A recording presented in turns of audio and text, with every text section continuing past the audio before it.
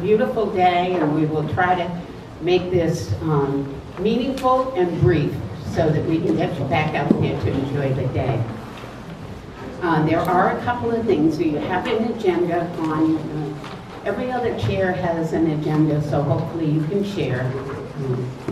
And there is one thing that is not on the agenda that is usually on our agenda, and that is the audit of our books. We absconded with all the funds, so there's no No, actually, we have a change in our bylaws, which will be discussed and voted today. And the reason for that change is that in order to have the auditor who has been doing our books, in order to have him continue to review the books, we need to make this change in our bylaws. So bear with us. You will get a copy of the audit report either in the newsletter or we will blast it as an email to folks, or probably both, so that you will be assured that we really didn't abscond with the funds. Besides that, the funds wouldn't get us that far, so we decided we better be straight up about it. Okay, we're going to start off with the Secretary's report from the July meeting. And those of you who were at the July meeting are welcome to vote on this. Thank you. First I want to introduce our panel that's up here this morning. And I want to introduce the Board of Directors to you. I want to make sure that you're able to put faces with names. We're here to serve you, and we're ready to have you comment, contact us. It's your association, so we want to make sure that you know who we are and that we can be of service to you. I'm going to start on my right, your left. Jennifer Keene is our new secretary, well, as of last year. She was voted in last year. Jim Lakowiak is our treasurer, and Dick Perrette is our board member and our parliamentarian. He tries to keep me in line with some success. I'm Sue Connor, currently your president. And next year you'll have an opportunity to vote me out. So. To my left and your right, Sheila Vanderhoff, town administrator. Most of you, I'm sure, know Sheila. She gives up 2 Saturdays a summer to come and keep us informed on what's happening in East Cam and all the things that affect us. And you will have an opportunity after she speaks with us to be able to ask some questions. To her left is Jackie Beebe. Jackie is Sheila's assistant. And to her left is Elizabeth. Oh no, Elizabeth didn't make it. I'm sorry. Deb DeJohner. I'm always trip over your name. DeJonka Berry. Okay, thank you. We know who she is. She's doing a wonderful job getting that library going. And to her left is John Knight from the Board of Selectmen. Now I'd like to have the members of the Board of Directors of EPRTA come forward so that I can, as I introduce you, so people will know who you are. Our Vice President, unfortunately, is not here today. She had a death in the family and had to travel back to Vermont. Her name is Helen Kinsman. You can find her contact information, as all of our contact information, on our website, which is eprta.org. I've already introduced Jim Lakowiak and Jen and Dick.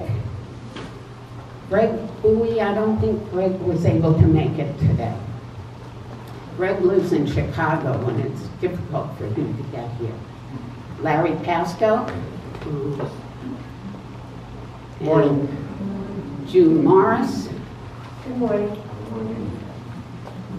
Joe Onschuk. Here's Joe, I know he's here. Joe's up in the back, he's hiding. Dave Crimmins. Dave, where are you? Outside. Can you ask him in, come in for just 1 minute? I want people to meet Dave in particular because Dave is our editor of our newsletter. We need to give him a huge round of applause.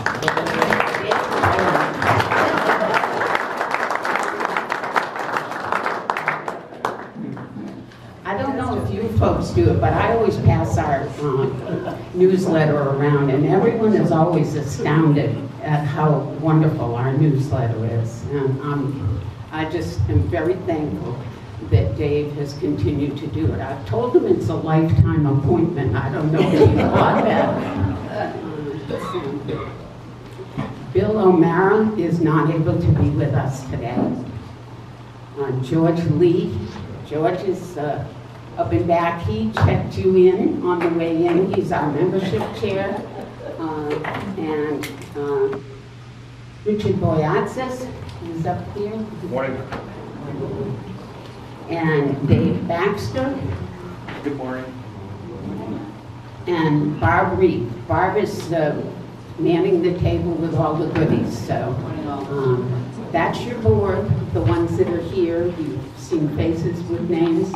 And we're all here at your beck and call. So look at the website and contact us if you have any need or want to express your opinion about anything.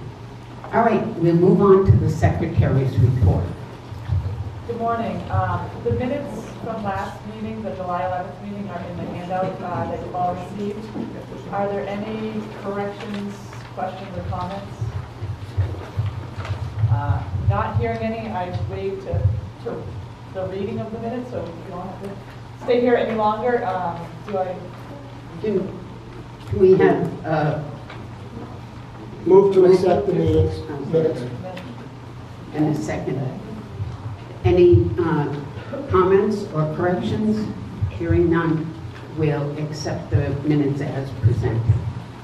I'm going to ask Jim Lakowiak to give us a president's report. Okay, we have, before you should have the proposed. Can everybody hear him? No. Sorry, Jim. This will not reach to you.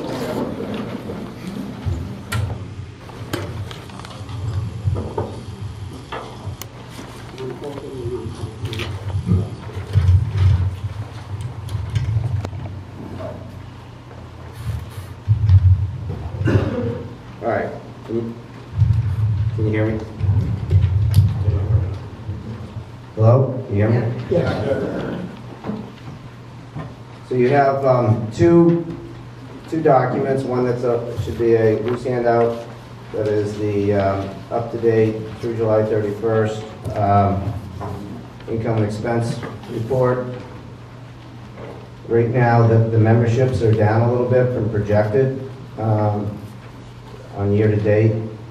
The marketing is down as well a little bit. Now, the biggest item on that is our introductory letter that goes out to new residents. That's down a little bit.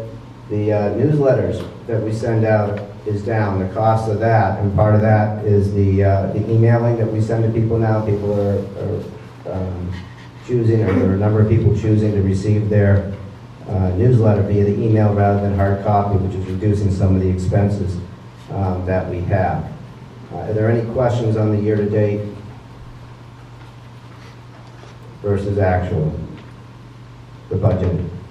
You should have also in your packet, you should have a projected budget for 2016.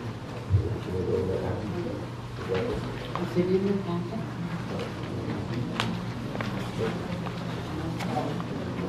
It's in invisible ink.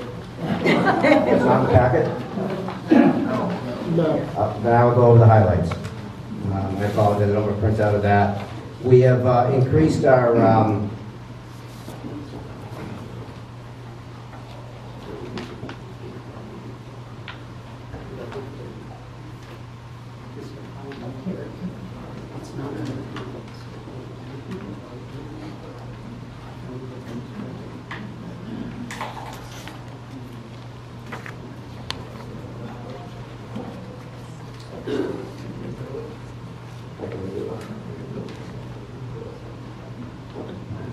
All right, so let me review the proposed budget. So we're looking at the interest we're lowering to $84 a year.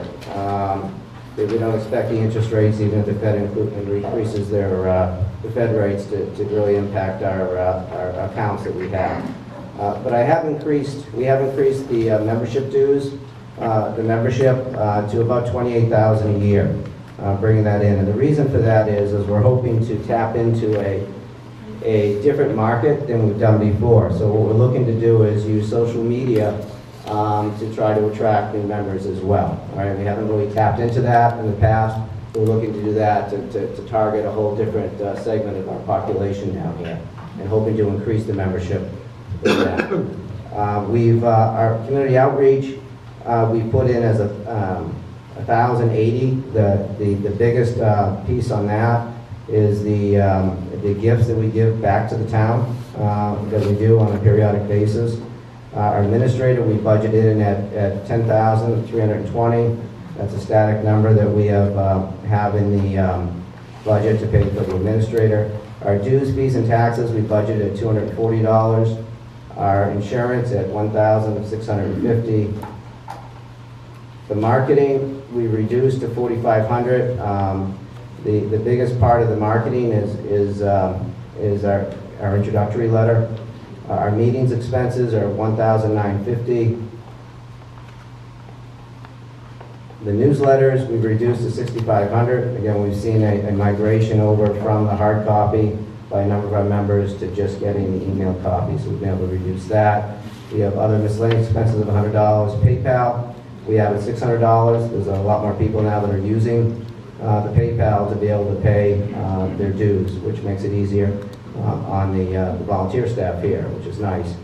We have SurveyMonkey at $204. We are not presently using SurveyMonkey, but we reserve that as to be able to do other surveys online, that amount. The treasurer is $120 for reimbursement for expenses, and the website for $120. So our operating income for next year is projected to be $28,084, with the expenses of $27,384. That leaves a net income, a positive net income of $700. It's really $1,400. We're putting $700 into the outreach program for gifts to the town. Are there any questions?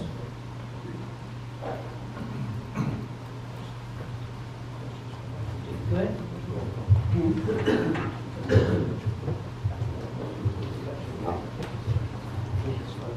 All right. Can we have a vote whether the budget to be approved? So can I ask a question? Sure. How can we vote on the budget when we can't even see it?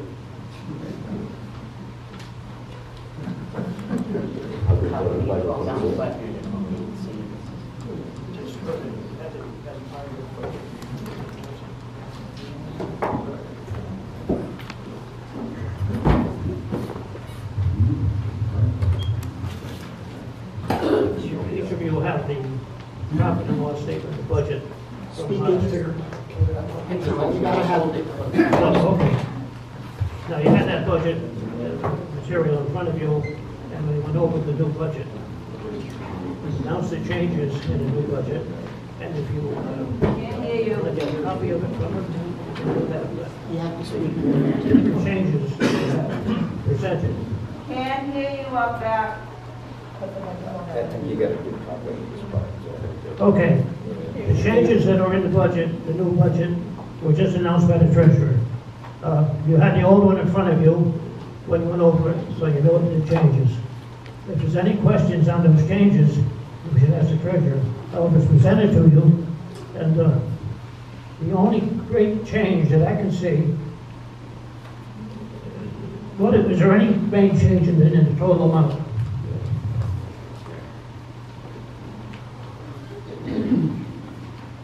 There is not a radical change. I mean, I think what we've seen is some of the expenses have gone down due to the efficiencies of using electronic media. And we've increased although membership's down a little bit, we projected membership to increase next year, hopefully by tapping into the social media. There's a lot of people, I'm not one of them, but there's a lot of people that don't even get newspapers or listen to the news. They get their information from social media. And so we're hoping to tap into those type people that are living here to maybe increase the membership from that standpoint. We're also looking to make the websites and things like that more valuable to the membership. So there'll be membership only sections of the websites. We've talked about streaming different things in there that'll be informative to the membership. So hopefully putting more value to your membership. And again, hopefully that will increase the membership going forward. Do we have some idea what percentage of the potential homeowners are actually members? We'll get to that a little later. But also, what we're going to have is an opportunity, we always have it, is that if there's any questions to the speakers, unless they ask for any questions, well, we've got a little card we passed out to you. You write your question out and give it to us, and we'll have it up here. But with regard to the budget, it's absolutely the entire budget, proposed budget, has been presented to you by the treasurer. You have the other one in front of you, you can compare it, and I think it's absolutely proper that we have a vote on it. Parliamentarian has spoken. Who's the administrator? We'll get to you. You'll meet the new administrator. We will have a new administrator. Roger has resigned, or retired actually, and we will have. I will be introducing our new administrator shortly. Okay? Does that answer your question? Sue, if I could respond to the gentleman's question about percentages. Oh, sure. Great. When we do our marketing effort, we go to the town and we pick up the complete tax records from the town. And the first thing we do is we sort them to eliminate zip codes that are local, because those people are not eligible to be with our group. We would love to have them if they want to pay their dues, but the key is that we don't solicit them directly. The next thing we do is we purge that now reduced list of current members. We have about 1,420 current members. We end up with about 1,300 members that are eligible but are not members. So the answer to your question is it looks like about 50%. Thank you. Yes, sir. Just as a note to that, we a few years ago, not that many years ago, we were 400 strong, and we're now 1,400. And that's households, that's not individuals. So we have grown, and it's important as taxpayers, even though we have no ability to vote because of the Massachusetts laws on things that affect us here, we have been able to establish a good rapport with the town administrator and with the selectmen, so that we can at least give them our views on things that are happening and changes that are being made. And they've been very receptive. As you can see, Sheila is here twice a summer at our meeting to explain things to folks and to answer questions. So I think this organization has moved forward quite nicely and allowed people to have a chance to at least let their voice be known. Okay.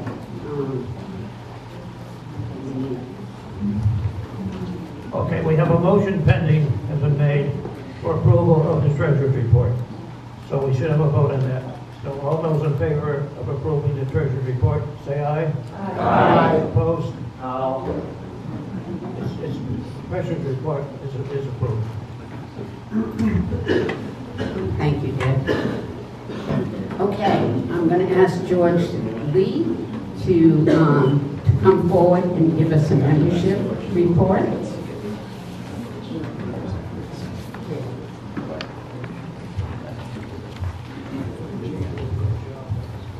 Good morning.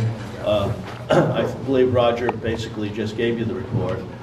The actual number is 1,418, which, as has been mentioned, we've grown from around 400 to well over 1,400.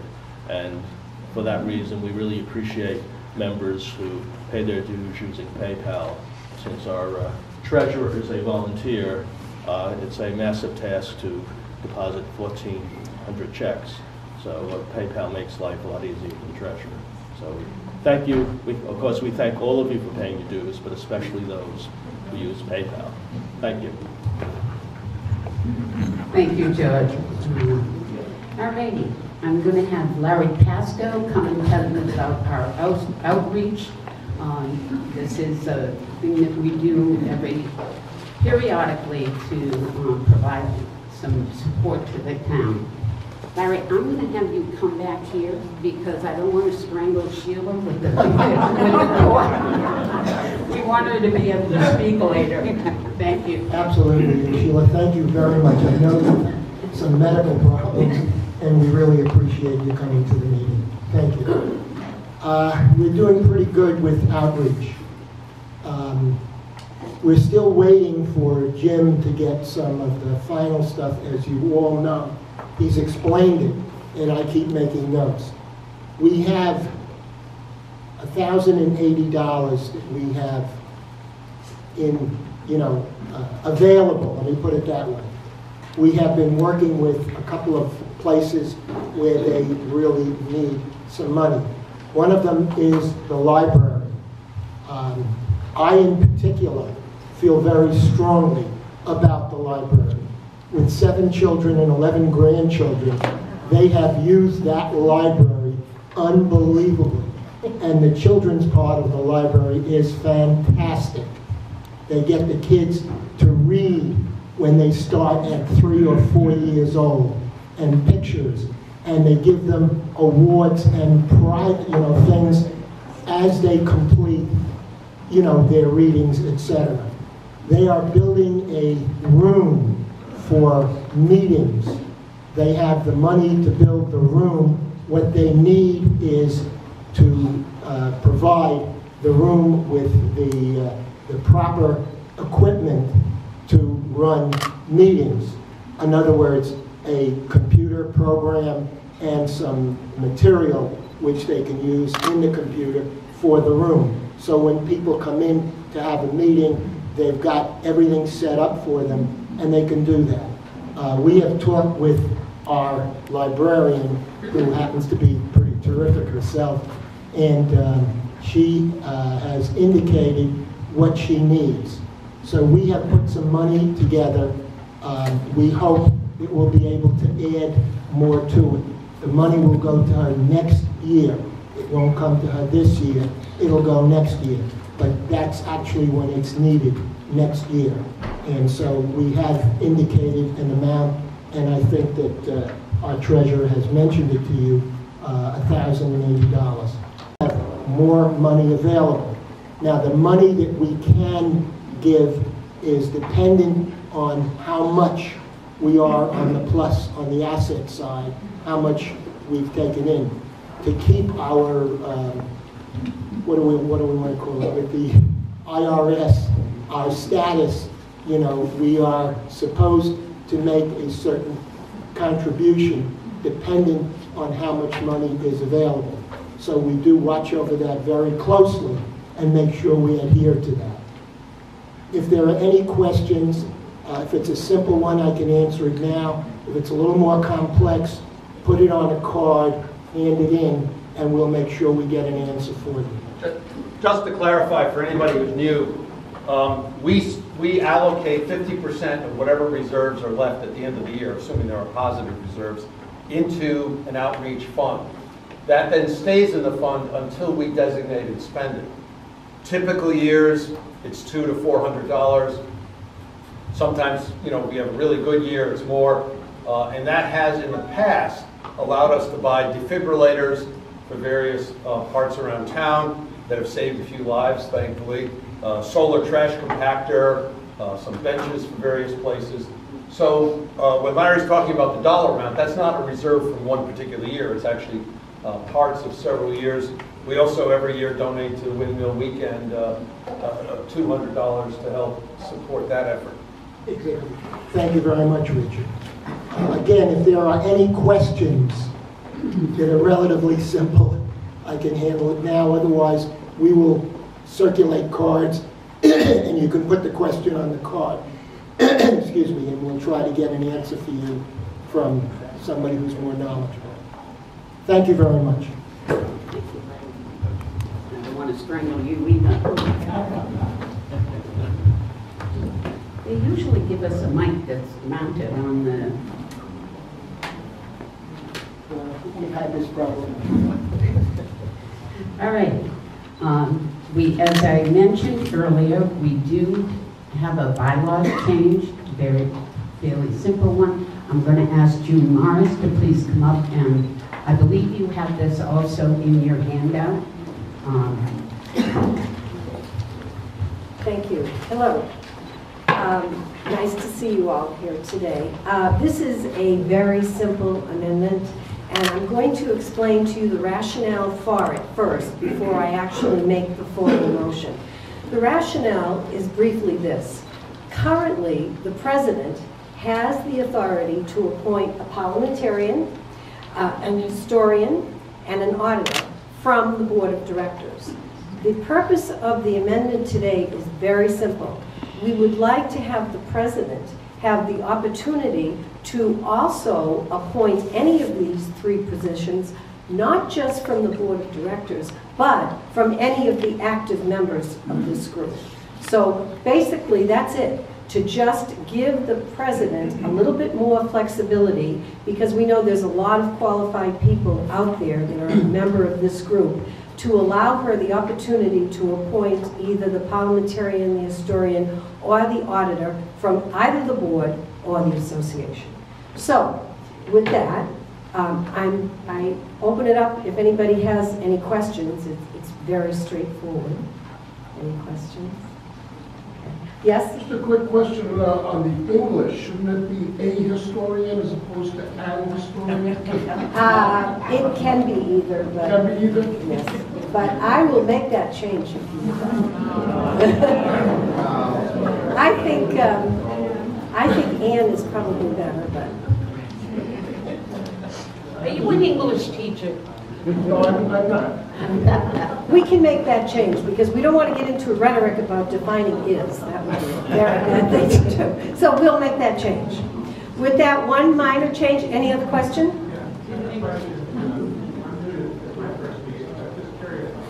How is the president elected? How long is he?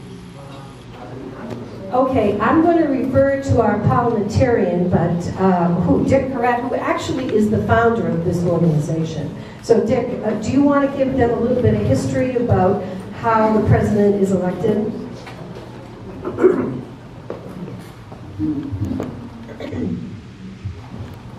The president is elected by new people.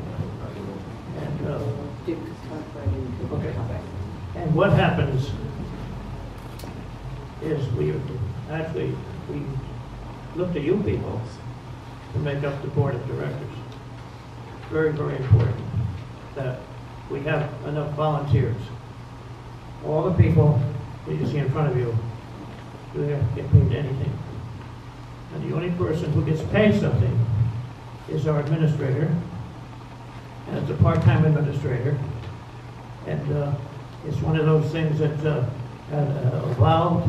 We started this organization many, many, many years ago. And it's developed into something that you see in front of you now. It's very, very important that we have volunteers to do this. I've been doing it for about 40 years now, and I'm 83 years old, and I'm at the end of my rope. And Not today. and it's one of those situations where the president is nominated by the board from the board of directors and presented to you people, and it serves a term of 4 years. In other words, we should not up for election this time, but we have some people that are on the board that have been replaced, so they have another 2 years to go. But in 2 more years, we're going to have the entire board up for election by you people. And everything is done through you people. And I must apologize this morning because we're a little mixed up on the budget, but the budget has been carried on all the time, evenly, fairly, without any money being paid to the members who work on the board and who contribute so much of their free time to do this. And therefore, these people that you have presented today have been around many, many, many years, including myself. And it's one of those situations where they were very, very thankful for what they get from you people, the thanks they get from you people for serving. And also, we also thank all of you for participating. We have many, many people that say, well, we need to have representation without taxation, without representation. And that's gone through that. There's a review article I put in the paper about the history of this.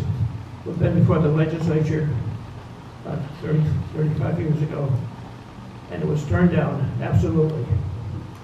I know you people from other states like Connecticut, you ought to vote. As long as you pay tax, you vote. You vote at town meeting. You don't vote to elect people, you don't vote in the general election, but you vote at the town meeting.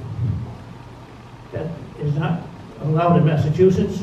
We thought we had it. We had a bill we had before the board, before the legislature. However, it was turned down. And you can say, well, I'm sure that Cape God turned it down because they don't want people voting on a budget for their children when those people have no children, and what are they going to care about it? But it wasn't just Cape Cod. It was the Berkshires, Western Massachusetts, all those people from New York, all the area there. Western Massachusetts were afraid of them. Like many people down here are afraid of us. But they don't have to be.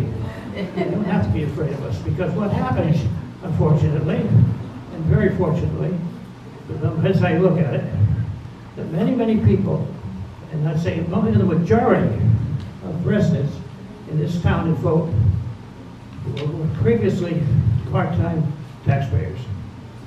Many people from my 40 years were on our board right here, members, and many of them have wanted to stay as members, even though they're permanent residents here. And that's one of the reasons why we're doing this today. I'll explain it to you. Because we have people that want to stay, want to serve as auditor, or maybe a parliamentarian, or historian, but they're not on the board anymore. And there's a lot of people available to do this that are available here in town that have stayed on. So therefore, that's what this is all about. Thanks, Deb. Thank you so Did you get your question answered? Okay. Okay. The one part that wasn't answered is if you're interested in serving on the board, you tell one of us, any one of us, the nominating committee arranges, a minimal background check. Doesn't involve the FBI. But we do interview you, and then we propose you in the following year. That's how easy it is to get on the board. Okay. And we're looking for both. Yes, so we are And a minimum of $100,000 donation. So hopefully, does that answer all the questions? Are you all set with that? So, yes, one more. Is that information available on your website? Yes, absolutely. And, you can also, all of our names are listed. We're happy to speak with any of you. We're looking to get more people involved. That's the whole point. The more we can get people involved, you all have wonderful expertise. So we really encourage you to either contact us after the meeting or go onto the website, send us an email. We'd love to talk with you. So thank you very much. Anything else? Any other questions? If not, I'm going to make that motion, very simple motion, to amend Section 3 of Article 4 of the bylaws by striking out the reference to Amendment 3, that was an old amendment that we had, and by adding the words, or with the advice and consent of the Board of Directors from other active members. So the handout that you have in front of you, it simply states, the President shall appoint a parliamentarian, an historian, and one auditor from the Board of Directors, or with the advice and consent of the Board from other active members. So, do I have a motion? So moved. Do I have a second? Second. All those in favor? Aye. There we go. Anyone opposed? Oh, one opposition? Oh, no, I think he... That's the troublemaker in the crowd. Okay, thank you. I don't know, giving me all that power might be dangerous. Okay, did you want up with my... Oh my God. All righty. Nominations. Roger, you're going to do the honors on the nominations Yes, for me? with your permission. Absolutely. The process for nominating people to the board is quite simple. And that is, anybody who wants to be on the board submits their name, as Dr. Boyatzis just mentioned. And we do a cursory phone call to find out availability of time, computer literacy, and things like that. We do most of our work on the computer. So it is important that if you're going to be on the board, you are computer literate, because things change, get exchanged quite rapidly, especially as we get close to meeting times and things like that. Now we currently have a sitting board of 14 people, and of the 14 people who are on the board, 3 of them have requested that their terms be extended. And so they are in as part of the nominating group, and their scanty bylaws are in your folder. They are June Morris, who was here a moment ago and has disappeared as she... there she is. Yeah. Dr. Richard Boyatzis and William O'Meara, Dr. O'Meara, who was unable to make the meeting today. We have one additional volunteer from the membership, and that's Ann McLean. Is Ann here? Yes, there's Ann. Ann was a member of the board at one time, back in 07, 08, I believe was the time frame. For personal reasons, family reasons, she had to leave the board. She was at that time secretary. She has resolved those issues and has now thrown her hat into the ring to return to the board, and so she will be the 4th person to be voted on today. These announcements, these names were in the newsletter, so everyone should be familiar with them. If you are not, the bios are here, and so the nominations are made to the membership, and I call for a vote to elect the slate of... Sir? Sir? You need a motion. You need a motion. No, okay. Don't need a motion. Nominations. No. So we need a vote on... All in favor of electing the slate as presented? Aye. All opposed? Oh, he didn't. Come on, raise the eyebrows back there. Thank you very much. Don't Thank go you. away, Roger. Thank you. Roger? Roger is currently our administrator. He is retiring, and he has been wonderful in terms of keeping us on track. How many years, Roger? Maybe you don't want to admit. Well, I'm on the board for 10 years and in this position for 6. And he has done a wonderful job. He gives us a schedule every year, but he has decided to step down and enjoy retirement. And we have a small token of our appreciation for you, Roger. We really appreciate all the time and effort that you have put into this group. Well, thank you very much.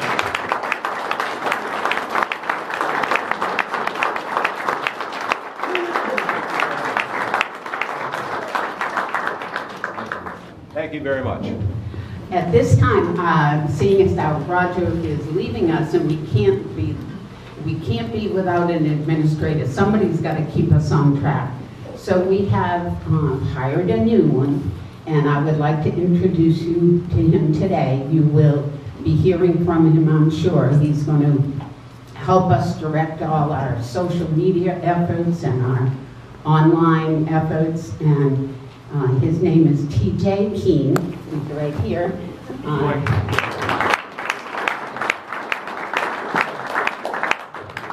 And he will be at the other end of that, at the bottom of our website. If you want to contact some of us, it says info@EPRTA.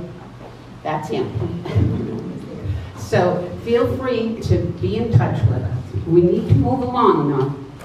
And at this point in time, I'm going to ask Deb DeJonka Berry, I got it right this time, to come up and tell us about what's happening with the library.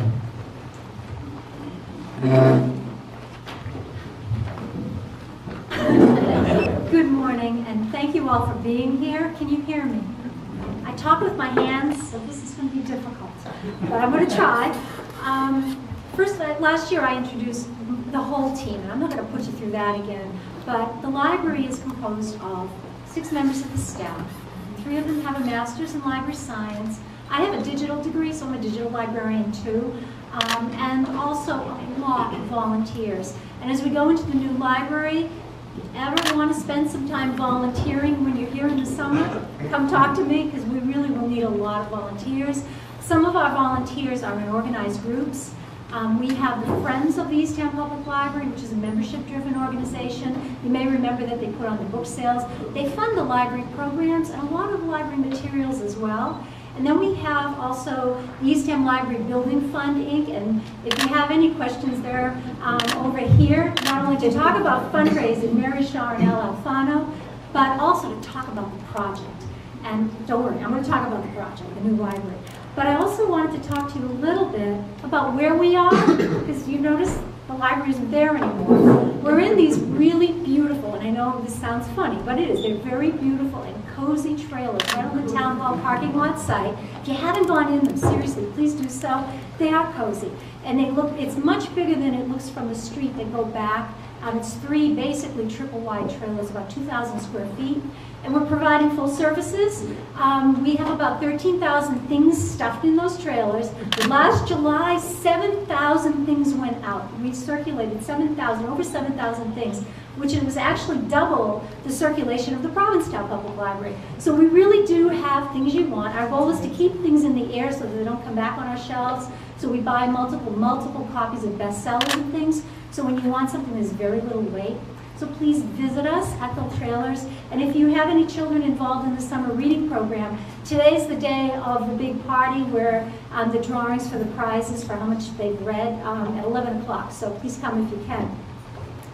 So most importantly, we are continuing services. We're doing lots of programming, all kinds of programming, including we're doing a One Book, One Town this year, which the book we've chosen is Mike Tugas's The Finest Hours. And it's the story of the Pendleton and Fort Mercer rescued 2 tankers off of Cape Cod in a blizzard in 1952, and also the local people involved. And if you've never visited, there's a Coast Guard life-saving boat that was restored, and it's at Rock Harbor. And this afternoon you can go visit it. They'll let you on board. They'll give you a tour.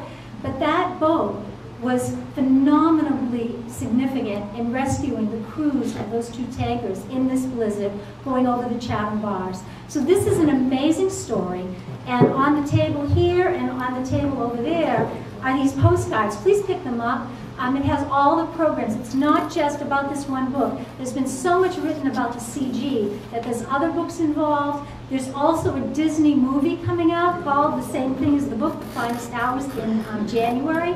So this really is an important local topic. There are people that remember it, and they are participating in our programs. And in fact, I'd say the star of the CG 36-500, him and his crew, Bernie Weber, were Bernie was a selectman in Eastham, and his daughter still lives here. So, I mean, it really is not only a powerful story, but one that has a lot of meaning to people around. So this has all our programs that we're doing. Friday night, there's going to be a panel discussion with Teresa Barbo, who wrote a book on this story as well, and some people from the Coast Guard.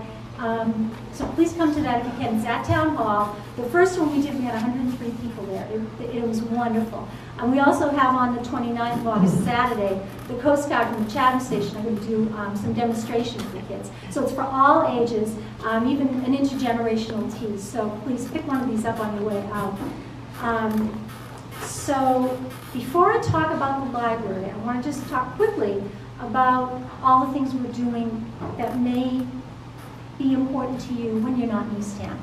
We do a lot of services online. And so there's a host of products that you can use with your library card from home. And so instead of, say, paying for an online subscription to Consumer Reports magazine or Newsweek magazine, we have two products that you can go to on our website. One's called Zinio, and you'll find Consumer Reports there too, that you can download magazines for free. The Zinio product has 50 magazines. And so what happens is you sign up, give it your library card, and you can click every month, let me know the magazine's here, and you'll just get those magazines, and they'll work on your iPad or your Android device or even on your PC. And so that's a wonderful one. That's one of my favorites. But for children, because Larry was talking about his children, we have something called Tumble Books, which is really, really wonderful. It's an online picture book that's a little bit animated and it's read aloud to you.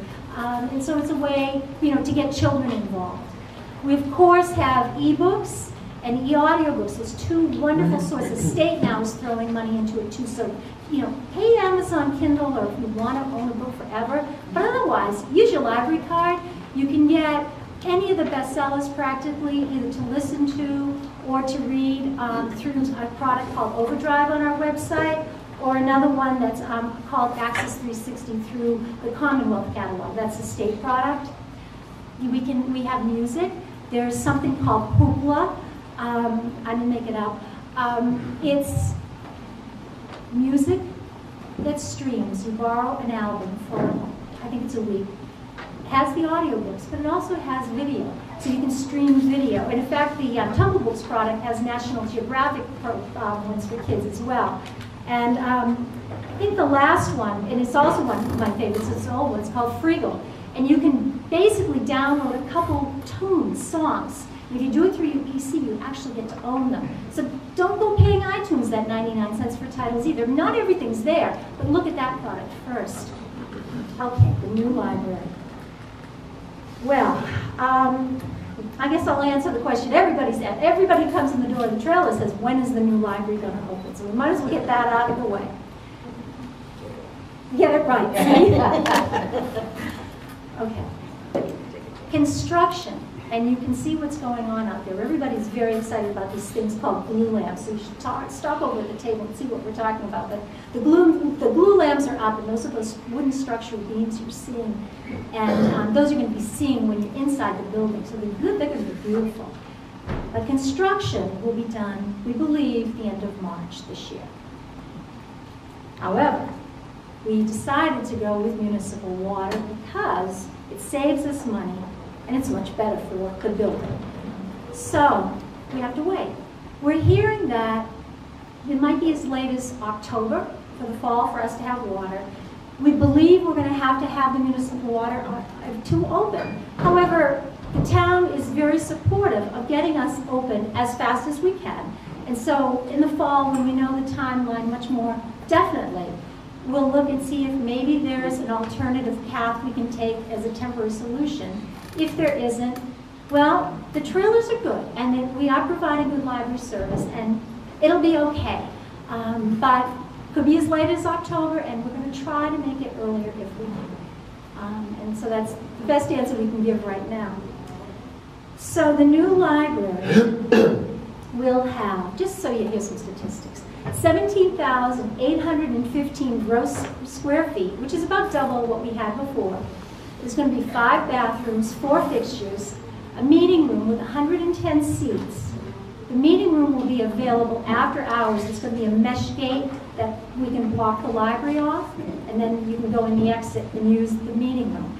The big meeting room will have one of those movable walls, the partitions, and so that will break down into 2 rooms, one that'll hold 40 people, one that'll hold 49 people. There's not going to be a full kitchen, but there'll be a pantry available, so, you know, light refreshments and catered things, that'll be very possible. Tuesday, Wednesday next week, we think, although as soon as I say something, it always changes, the VIS library, the historic 1897 library building, is going to be lifted off of where it is right now, flipped around so that it's facing the street again, and put on its new foundation. And so when you drive by the site, you'll see this big concrete flat pad that seems to be doing nothing. That's the home of the new, you know, the new home for the VIS library. So that's exciting. We're really looking forward to seeing that happen. And the VIS library is going to be restored.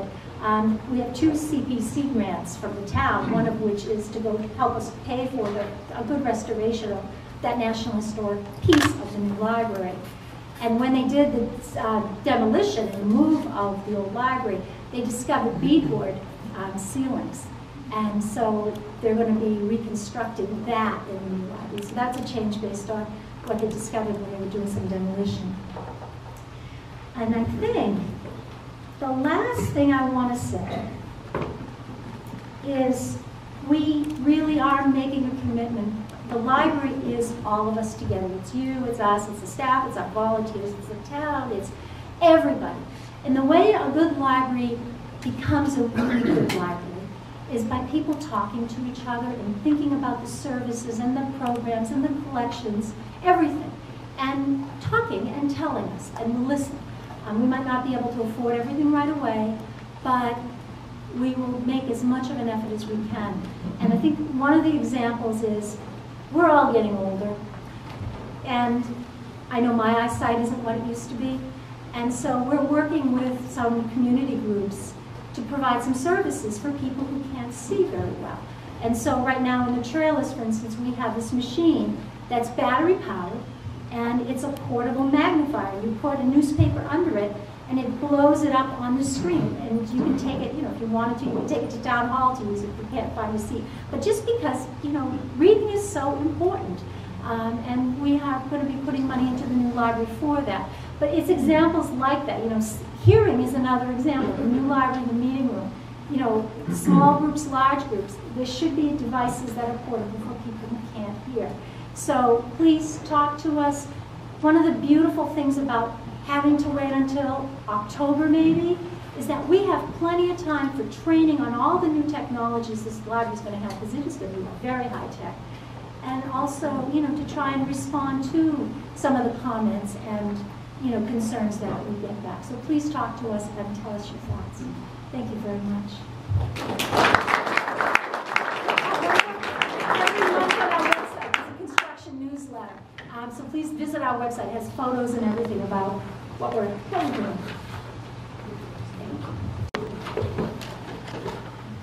Thank you, Deb. I'm going to ask Sheila to speak now, but first I want to tell you that you do have an opportunity to ask questions. Some of our board members are around the room, and they have some cards that you can write down your questions, and then they'll get passed up here. If you want a card to write a question, just raise your hand and someone will get to you to give you a card so that we can keep things moving, and then Sheila can respond to the questions at the end of her talk. Sheila? Thank you. Thank you. Thank you and good night. As usual, it's always good for us to have an opportunity to come and share with you some of the things that have been going on. I'm going to actually ask our selectman who's attending here today to see if he wants to say a few words. We have Mr. John Knight, who is the vice chair of the Board of Selectmen this year. He spends some time in the summer working at the information booth, so some of you, your friends or family, may have seen him there and talked to him there and asked these questions. He's also involved with our Human Services Advisory Committee. He's involved with our water project on our Capital Projects Committee and so forth. And he also is a selectman who has regularly scheduled office hours, and you can drop in and see him at Town Hall. So with that, by way of introduction, I'll turn this mic over to John to see if you'd like to answer that. Thank you. I don't know that I really need the microphone, but I'll go ahead and take advantage of it. I want to thank Sheila for the introduction. As far as the water project in town, you all know what's going on. And in relation to what our librarian told you about the time difference between their completion and when they would like to be open, I've waited 45 years for water. I can wait 4 or 5 months for the library. Excuse me. As far as my interest now and what I am hopefully working for this year, and I want to thank Sheila and our new town planner, Paul Lag, who's doing a fantastic job. My focus is this year is going to be on the use of hopefully town-owned properties, which we have 3 large parcels, for the development of affordable rental housing for seniors and young families. There's a great coordination between the two. I personally, my family, we're looking at the possibility now of downsizing. You see my cane up here. I don't do ladder work anymore. I don't shovel my own walkways anymore. So we're going to be looking for a place that we can live out the rest of our lives in Eastham and have these services performed for us. The need is not just for a place for myself, it's a need for a place for the young people that are going to perform the services that we need. And we are, unfortunately, the cost of housing in Eastham, we're losing our young people, so that is one of the major focuses for myself. And Sheila did mention I have monthly, I schedule a couple of hours, one Wednesday, at least one Wednesday every month, where anyone can come in, talk to me about anything you want. They're open meetings. I cannot close the door. If you come in and say, I want to talk to you privately, that can't happen. But if you are desiring to come in, raise any issue, I'm there to hear, and hopefully if it's an issue I feel necessary, I'll bring it to the either to the town administrator or to the board of selectmen. And I am I do work for the Chamber of Commerce. I'm supervisor of the information booth down on the highway, and we have 3 wonderful people other than myself who work at the booth greeting people from around the world into Eastham. We try to get those people to visit Eastham, to stay in Eastham, and to leave some of their money in Eastham. That helps us all out. We do see people, like I said, from around the world, and it's very interesting to talk with them and find out how they finally got to Eastham, because as we tell people, you don't get to Cape Cod until you come around the Rotary and enter Eastham. The other side of the Rotary, you're still in the city. And when you go back across the canal, I'm sorry to tell you people, but you're going back to America. When you get out here to Eastham, we're a little bit different. We like it that way.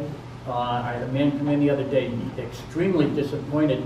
We had no D'Angelo's and no Subway. And where was he going to get lunch? So, like I said, we are a little different out here, and we do like it. And any of you that have gone to Arnold's, which we used to say is our version of a fast food restaurant, you know what an oxymoron that is. If I tell people, if you want to go there and get quick service, somewhere between 3 and 3:10. Other than that, you're going to be in line. But I don't want to spend all morning talking about what I'm accomplishing or trying to accomplish. So I'll pass it back to Sheila, and I thank you people for all that you do for the town of Eastham in helping to support us, and we do like hearing from you and listening to you. Thank you.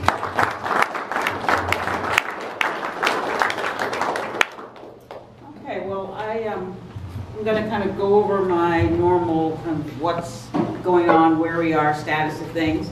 I do want to introduce Ryan Trahan, the young gentleman in the blue shirt there. He's at the table to answer your questions about water. Last time I was here, I had Mark White from Environmental Partners. and he answered your questions, walked through you with the maps, let you know what's going on with the water project. The last time I was here, we had not started construction. We have started construction. I'm sure some of you have been by the construction or been turned around because of the construction. The construction is moving quite fast. We're installing pipe at a very rapid rate. We have over the last several weeks. The project has been going well. We're still doing some permitting stuff with, we just got our permit from Mass DOT, but we're still working on some permits with Eversource and permits with DCR to install along the bike path in north of Nauset Road there to get to our municipal well. So we're still doing that. We're also working on the funding piece. We had been approved for SRF, State Revolving Loan Funding, to assist us. And the funding from the State Revolving Loan Fund is generally at a rate of 2% with a payback period of 20 years. We had worked with our legislators to try to get a different kind of schedule, something that looked like 0 and 30 years, much more attractive in terms of the payback, and also to get some principal forgiveness and interest forgiveness. We're still working on that. It's looking variable, but I think that our legislators, when they come back to session in September, will be hot on this for us. So I'm still very hopeful that we'll get a much more preferential arrangement. We are what's called an environmental justice community, and what that means is that we are able to get principal forgiveness, which is generally about 3%. The way they do it, it happens at the end of each fiscal year of the loan, but the 3% principal forgiveness is still a good thing to have. So we will be continuing to try to fund this water system and look for grants and other opportunities to reduce its impact on the tax rate. So the debt schedules that you've seen in the town reports and the ones that we've been using is the debt schedule if we get nothing. And I'm very confident that we're going to get something so to reduce that debt impact on an individual house.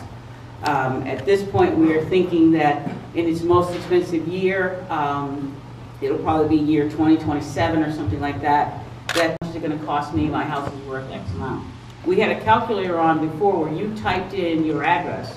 It pulled up your assessed value and did the calculation of what the tax rate or what the tax impact would be on your property. And so we're going to put that back on. So that'll be up probably by the end of next week. So you guys can look there if you're interested in that piece. Speaking of the taxes, the new tax rate for Eastham will be set probably Monday night. The assessor is having the classification hearing with the Board of Selectmen. The rate is going to be $7.44, which is about 30 cents per thousand more than it is now. That's composed largely of the beginning of the library bond. We're starting to pay that. We bonded the library and we're starting to pay that.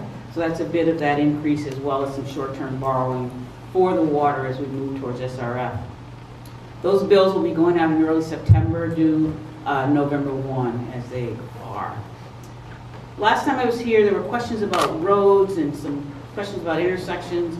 I passed those on to staff. If I didn't get your question answered, if the staff did not get back to you, if you can give me those questions again, partly it's just the rush of the water has kind of really sucked the life out of our ability to get anything else done as we started up on that project. It'll settle down into a routine and become part of our ordinary work routine, but the first month it was just all hands on deck trying to make sure that that piece got done and done well. But I think it is moving along. The police chief, when he was here, talked about Code Red. You can still sign up for Code Red at the website. That's the system whereby if we're coming down your road to do the water install, we'll call you on Code Red. We'll call your cell phone if that's what you've given us and say, your road's going to be closed on Tuesday next week from such and such a time, just so you'll know that. We'll also use Code Red if there's a lost child or an elderly person. If there's some emergency, we would use the Code Red. So anybody who has not signed up for Code Red, please go to the website, sign up. It'll be an easier way for us to get in touch with you specifically about something that's happening in your neighborhood or on your block. One of the things that we start to do around this time of year, and I always talk a little bit about it, is we really start the budget for next year. So the department heads will be meeting with me in September, and we'll be starting that budget process. As you know, last year we received an operating override of $850,000. We're going to use about $330,000 of that this budget year. So there's a surplus there of just over $5. And so we think that in planning for that override, the 5-year projections and stuff that I do, look at an override maybe once every 5 to 6 years. We're pretty much on that schedule. There's no avoiding that schedule without new revenue sources. And so we've come up with a plan where at least we anticipate the need, plan for it, and then hopefully get the support of the voters when it comes up. So we're going to be building the budget, new things in the budget for next year. We are not looking at much new. We'll be getting 2 new ambulances this year, meaning that they were funded in May. They'll probably be delivered around about November. We paid the last hit on our newest fire truck, and so we don't have any large capital projects that are going to be on this year's tax. The main thing we've got is the library and the water, and those things will be spread out over time. Finally, I guess what I want to say is that as we move forward as an organization, I've had some staff changes and talked a little bit about those, but as we move forward as an organization, we still remain committed to the public service portion of our mission, which means you can call anybody at Town Hall, you can call the Natural Resources Department, the DPW, any staff, and we'll answer you. We'll get back to you with a phone call. It may take us a while just because right now we're very busy with the summer, but we want to remain available. We want to encourage you. Stop by and see me. You can come in my office. The door's usually open. If it's not open, they'll open and say, guess who's here? And then I come right out, so not a problem.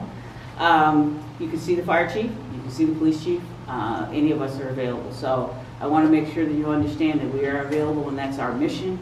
We are encouraged by your questions and concerns. We want to support whatever issues and initiatives you have, and the best way for us to know what those are is for you to communicate with us directly and let us know. So that's all I have for this morning, but I'll again take questions if there are any. And thank you very much. I saw some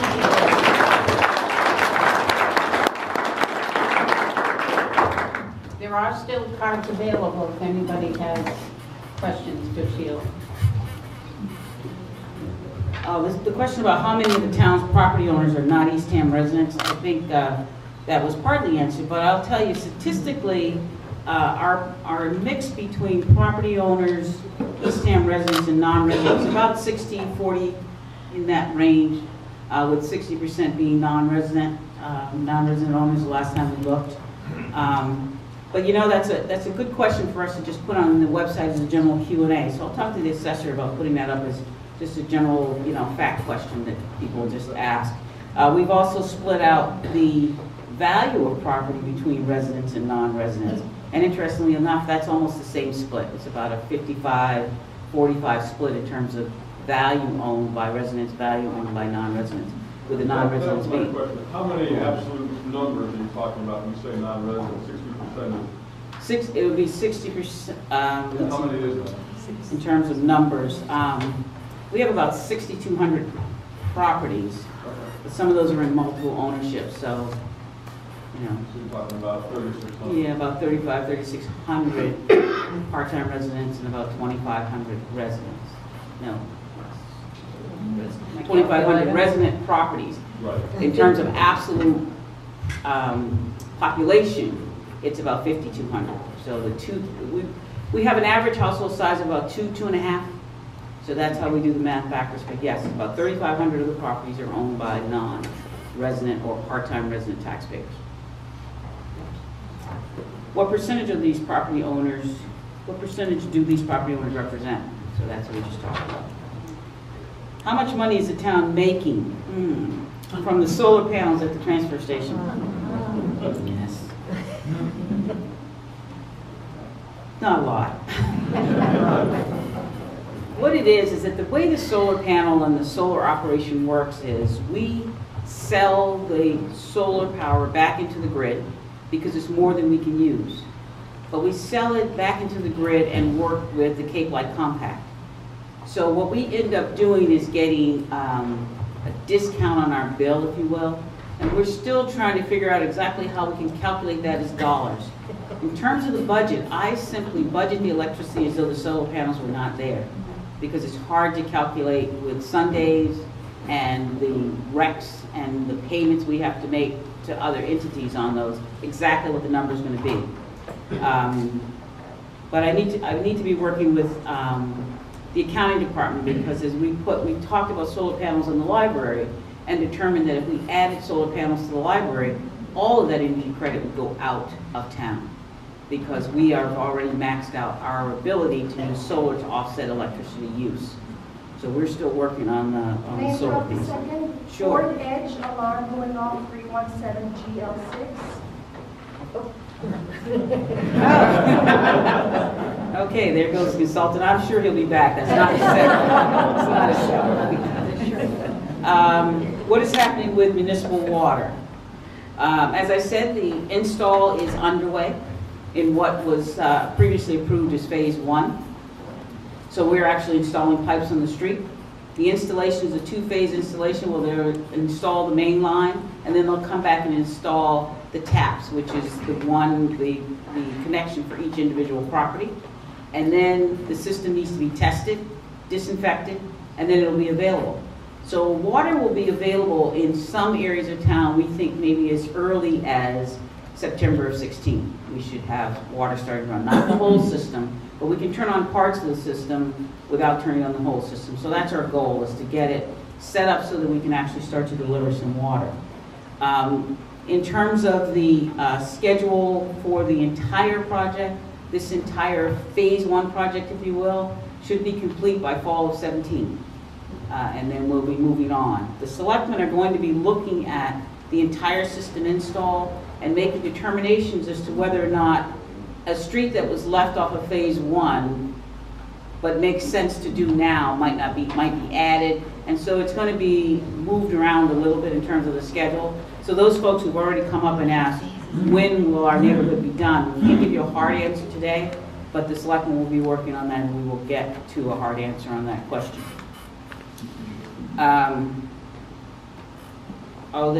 John, question about the parcels of land owned by the town.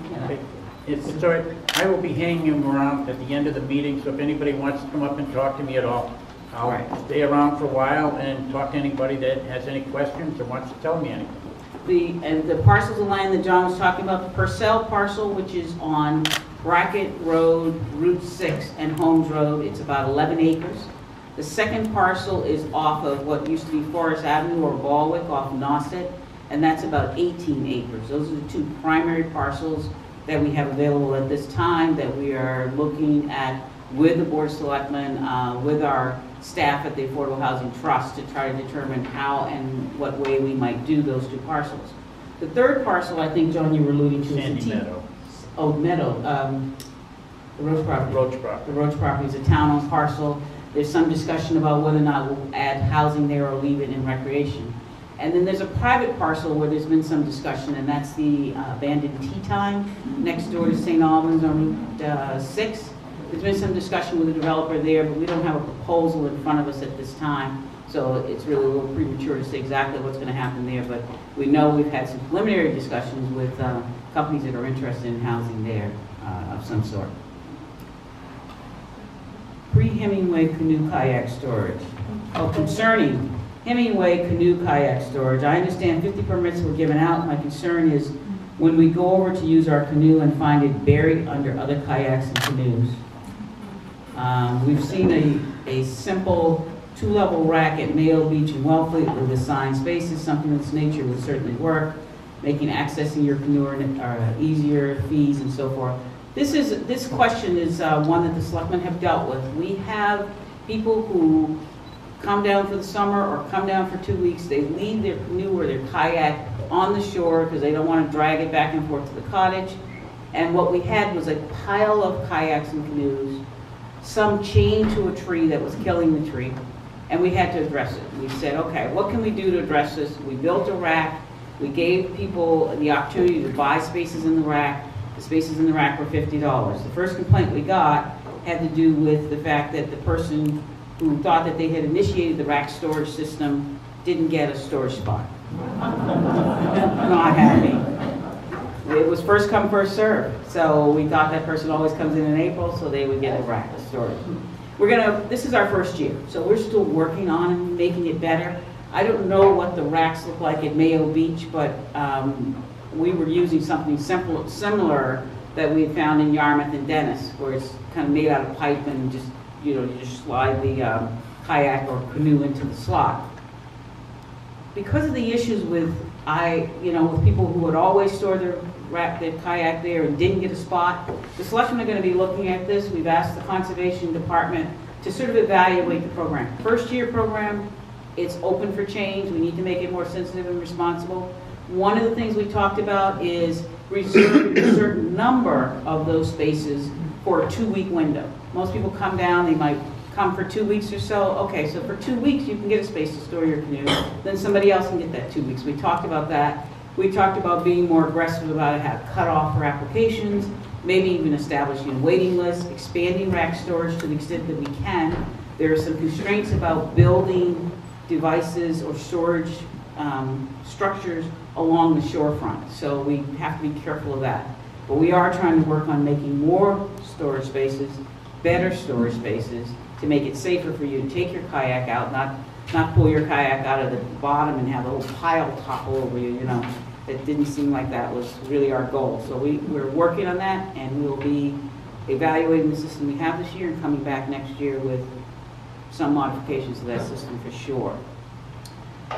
Next question. I've noticed the sidewalk from Mossett Road down to the Rotary needs some weeding, sand blowing. Is East Hampton, the state, responsible for maintenance? Happy face at the bottom. The state is responsible for maintenance. What the state has done over the last 10 years is they send the towns a letter saying, you have a state road, you need to sweep it, and you need to do the sidewalks. We send them back a letter that says, no, we don't, and we can't. We don't have the device. We can take care of your sidewalks. We're just doing what we can to take care of our sidewalks. And so they then send down a big sweeper, and they usually sweep the street. But the weeds are a problem, and the sand. There was a lot of sand used this year. I don't know where you guys were from, but down here there was a lot of snow. And it kept coming, and we kept putting sand on top of it and salt. And so a lot of that sand is still around. So it's been a bit of a problem. I think that certainly as you drive down the street, I'm from an urban planning background. When you look at an urban area, one of the things that says abandonment quicker than anything else is just, weeds coming up on the sidewalk. It just looks like an abandoned place. So it certainly looks a little shabby. I think we could certainly write the state or call the state and say, are you planning on doing anything along Route 6? That's the best we can do. I don't want to take it on, because if we once do it, they'll never do it again. And it will be ours, and we can't. But we will, we'll call them and see. Are there recommended local companies for installation of solar panels for residences? I am going to tell you to contact the building department. Building inspector indicated to me last week that he's issued so many permits for solar panels. Apparently, the company comes in and they put a sign on the end of the street, and they try to walk up and down the street and sign up everybody. So he would know who the current companies are that are working in East Hampton with solar panels. So my recommendation is give a call to the building department. The building inspector is Tom Lingard, and he may be able to help you with some local companies that are doing solar panels. We generally tend not to recommend one, so we'll give you a list of at least 3, because we can't be just recommending one company, one contractor, or anything like that. So he should have a list for you. Emergency plan for private roads, snow plowing. There's no emergency plan for private roads. This winter, when the private roads and the public roads were in such terrible condition, if we had a rescue before the road was clear, we got there. No one lost their life, no one was injured because we didn't get there. We have a protocol in place that calls a DPW plow in front of the ambulance or the fire engine, and it's not delayed our arrival times, and so we've been able to get there. The town, however, had passed a bylaw allowing for the plowing of private roads and the maintenance of private roads. The selectmen worked on a draft plan for that, or an application, if you will, that talks about what minimal conditions the road needs to meet in order to be plowed or repaired. They met on August 4th, 5th on that issue, and so the public hearing for that issue will probably be scheduled on September 8th. After that public hearing, then the selectmen, the town will post on its website an application form for owners of private roads to petition to have their road repaired or snowplowed. And then we'll have to rank them because we've got about $30,000 for this process. And clearly, a winter like last winter would allow us to do it maybe once, given the size of the snowfalls. But we're hoping that 30,000 will be a reasonable amount and allow us to tackle a reasonable number of roads. We'll go back to town meeting in May and increase that or change that however it needs to be in order to meet the demand. So look on the town website, probably around September 15th. You should see an application for plowing of private roads.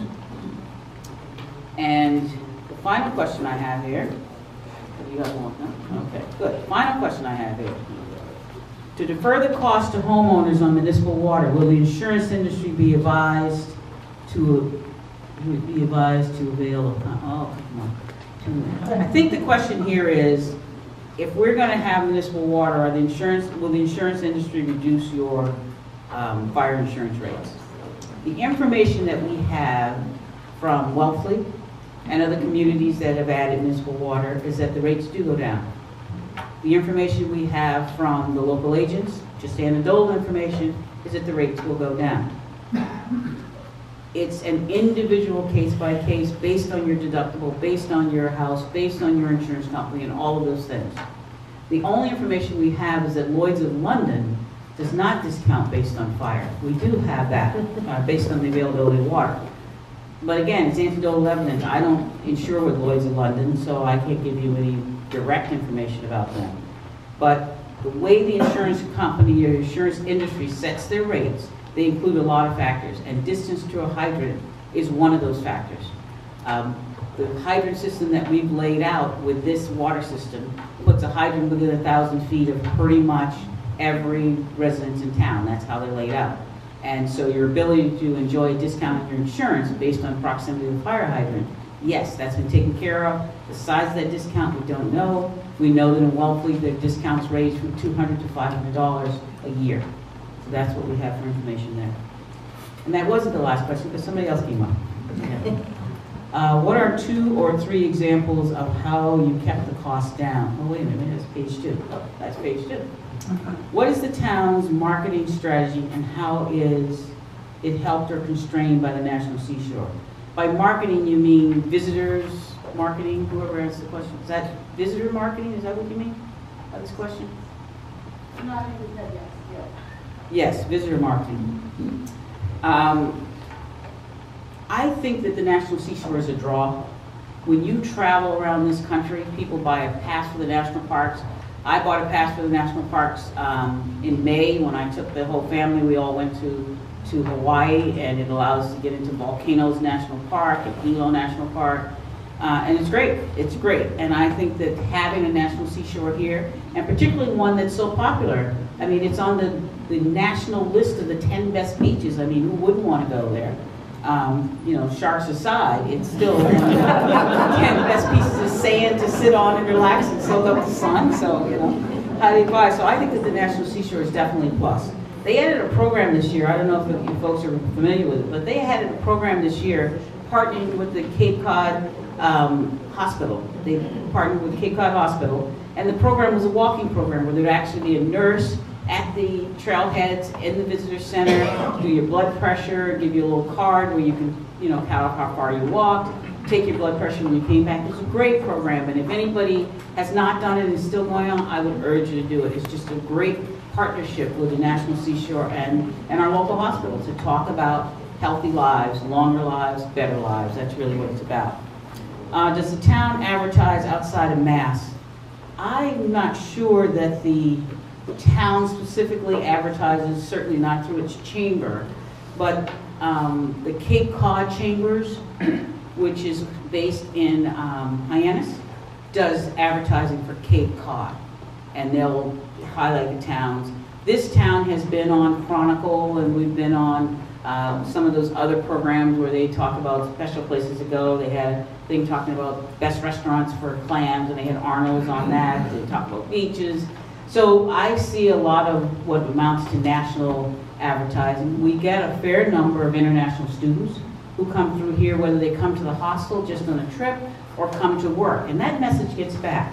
So, I mean, the whole message about the Cape is here, Eastham is here, we have great beaches, you know, we have great windmill and concerts and things to do when you're here. John promotes that in the information booth as well. I think that our advertising, a lot of it is word of mouth, but we do have some national articles that have come through that have made us a destination for many. What are 2 or 3 examples of how you kept the cost down, and how does your budget process do everything you need to do, but not everything at a high cost? How do you say no to your department heads? No is no. What we have, really, to be honest with you, what we have is an interactive process. I don't say, here's your amount of money, tell me how you want to spend it. I say, tell me what you need to do your job. Well, if you need an extra policeman because we want to do some speed enforcement, or if you need an extra natural resource officer because we're going to plant more clams, we talk about that. We even talk about those things when we don't have money to give. Because what I always want to be aware of is, what are we giving up because we're constrained by money? Every year one knows there's something we're not doing because we don't have enough money to do it. How would you like to do it? How would you like to do your job better? And so what we've been able to people, then the police department and the highway department, they hear this. And so together we say, okay, the most important need for us as a group is the library this year, and so we put our resources towards the library. That process has worked for us very well. Department heads are supportive of each other. If the department needs something, the other departments are quite okay with that because they understand the need and they all respect each other. It's been a great group of people to work with. They are committed to the public service piece, and that's helped us tremendously. The other thing that we do to try to keep costs down is we budget at a detail level. When I give you a budget, a department head a budget, and they say they're sending out mail, I don't just say, okay, here's $1,000 for mail. I say, here's 1,500 pieces of mail at 49 cents a piece, and this is what you get for your mail. So we do that level of detail. That way, if the cost of postage goes up, for example, we're able to go right back to that line and say, we need additional $50 here because postage went up. Because we do that level of detail, department heads are required and actually mandated to pay attention to the details. It's all about the details. Somebody said to me once, well, I don't know why you don't just give an extra, $10,000 to do this beach project, because it's the beaches and it's important and it's not much money. Well, in my world, it's never much money. It's only much money when you add it up. So somebody says to me, I need an extra $10. Then somebody else says, I need an extra $10. And by the time we're at the end of the day, it's $10,000 or $20,000. So we look at the details, we budget to details. It's a fine budgeting system. You can come in and see the budget sheets that we prepare. And I think that that's how we're able to, number one, keep costs down. Number two, plan for expenses, because we do 2 kinds of capital planning. We do capital planning for equipment and supplies, and we do capital planning for personnel. Our personnel capital plan is a little bit out of date. I need to redo and do it. But what it allows us to do is say, 5 years from now, we expect that we're going to need 2 more DPW workers because we're plowing more private roads. Or we're going to need 2 more people in this department, or 1 person in this department, or 1 less person. That personnel planning also lets the department heads know there is some advantage in waiting. You wait your turn, and you're likely to get what you need. And that's been the strength of how we've gone about doing our job, and I think that it's been very successful. What do the purple flags mean, and is it related to the drug problem on the Cape? If so, should we be concerned with vacant houses? I don't know about purple flags. You know what purple flags? A dash. At the beach. Flag represents a dash. Beach. Oh, to the war. Opiate. Oh, the opiate. Oh, okay. The purple flag. Okay. Now I know. I thought this was. The basic question is here: should we be concerned with vacant houses? Our police department is pretty good about, if you call and say your house is going to be empty, they drive by, they check. We don't have a lot of random break-in kids just, going in there and spreading mustard all over the carpet and craziness like that. Because our police department drives around. They don't stay on Route 6. They don't just park someplace. They're all around. So if you're going to be away and you want us to check your house, or you just heard that there was something and you want us to check your house, we will check your house. Just call the police department dispatch. They'll send a car out there, they'll check, and they'll call back and tell you it's okay. I think we should be concerned about the number of purple flags and about the message in Massachusetts and this country about opiate addiction. It's a national problem, but to the extent that we sometimes think of ourselves as a small, isolated place of relatively good incomes and high education, and it doesn't touch us, it does. It touches everybody. And I think that the fact that the state has decided to highlight the opiate addiction and the police departments are starting to focus specific programs aimed at it, I think can only help, certainly can't hurt. In the town of Truro, and the other police departments are doing as well, they have a program where when they have somebody with a problem, like an opiate problem, family problem, family abuse, that sort of thing, they are trying to work with Gosnell, which is the premier agency on the Cape that does alcohol and drug abuse interventions. And so instead of just going there, dragging somebody out of their house and arresting them, they cool off or sober up in the drunk tank and go back to the home. They're trying to get them connected with services. And those services hopefully will get them out of this cycle of addiction. It's the best we can do. It's all we can do. I think if you have friends or neighbors or folks who need some assistance, certainly Gosnell, call the police department. They don't just arrest people, it's a service department as well. So they'll try to put you in touch with the services that you need. And that's, that's the most we can do on that issue. That seems to round up the question and answer part of this. Again, I would just like to say that it is a pleasure to be here. I don't have medical problems, as Larry indicated. I'm not failing health. I just had my hip replaced about 2 months ago, so it's pretty good. I had my knees a couple of years ago. You guys were all here. They're pretty good now. So my elbows are fine. I'm going to get those done, at least not soon. So it's a pleasure to be here, and thank you very much for your attention.